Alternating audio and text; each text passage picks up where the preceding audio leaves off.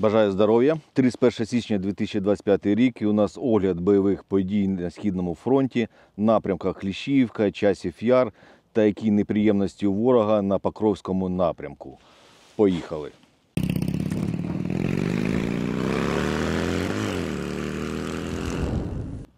Кліщіївський напрямок. За тиждень ворог просування не мав, лінія фронту не змінилась.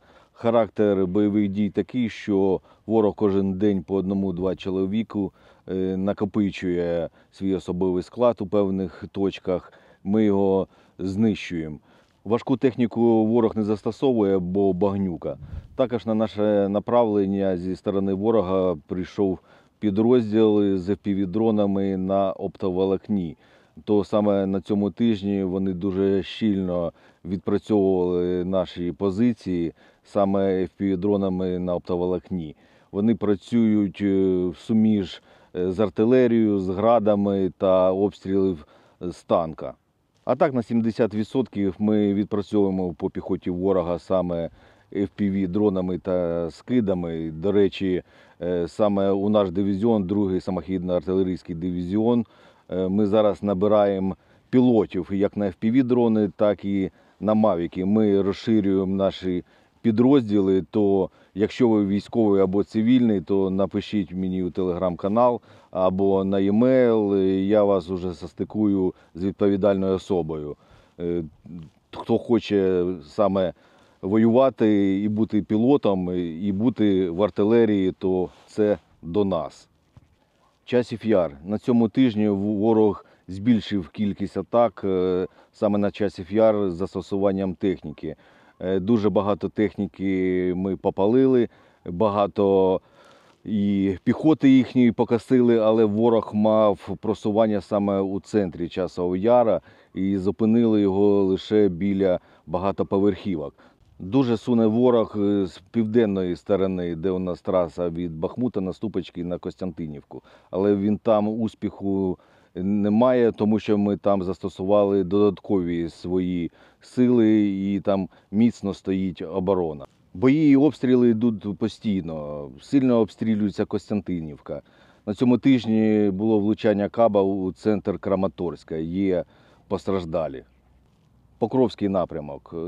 Саме на цьому тижні я особисто був на Покровському напрямку, бо там воює і 93-я бригада. Декілька батальйонів, але більш докладніше, як ми там воюємо, це буде на слідуючому тижні.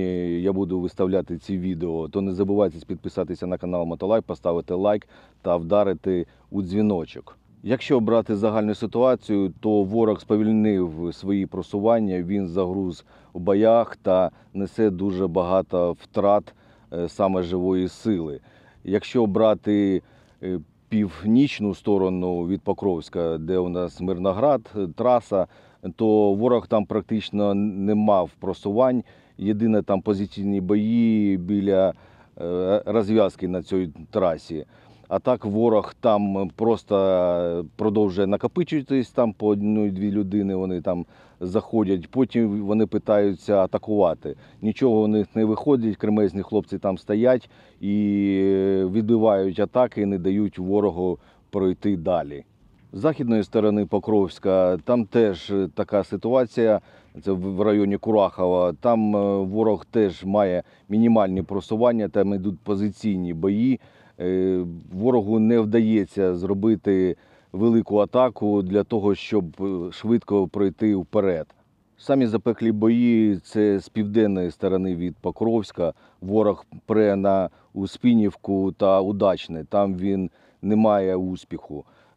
У Котлиново у ворога є невелике просування. В районі Звірево теж у ворога нічого не виходить, він там дуже сильно втрачає живу силу.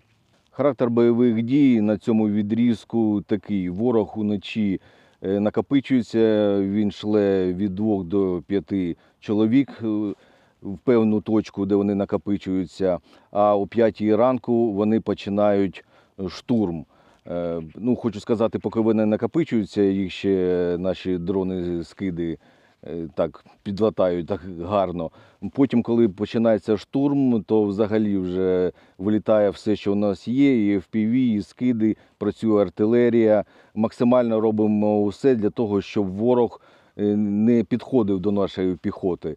Але там це забудови, і ворогу простіше переходити від хати до хати, то практично кожен день є стрілецькі бої. І десь к 7 ранку вже на полі залишаються від орків тільки 200 та 300.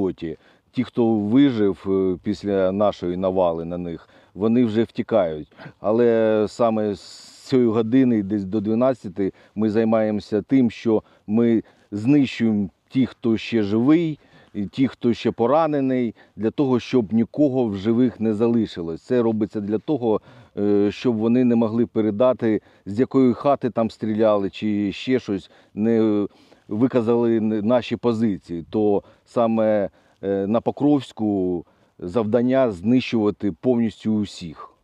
Удень ворог починає обстрілювати Покровськ саме градами та кабами. Також дуже щільно працюють FPV-дрони на оптоволокні. Ну а вночі постійно кружляють над містом БПЛА типу «Молнія» їхня. І так повторюється з дня на день, десь більше, десь менше в якийсь день. Але ворог саме більше застосовує піхоту, не застосовує техніку і лізе піхотою, яку ми знищимо. Ну, як мінімум на відрізку, де стоїть 93-я бригада. Ну, а де стоїть 93-я бригада, я впевнений, що там ворог не пройде. І орки це розуміють, і вони питаються вже обходити наші позиції. Ну, там вже працюють вже сміжні інші бригади. То не так все погано, тримаємо стрій, донатимо, знищимо російського окупанта та обов'язково переможемо, бо ми не переможні. Слава Україні, слава ЗСУ, а Путін – гандон.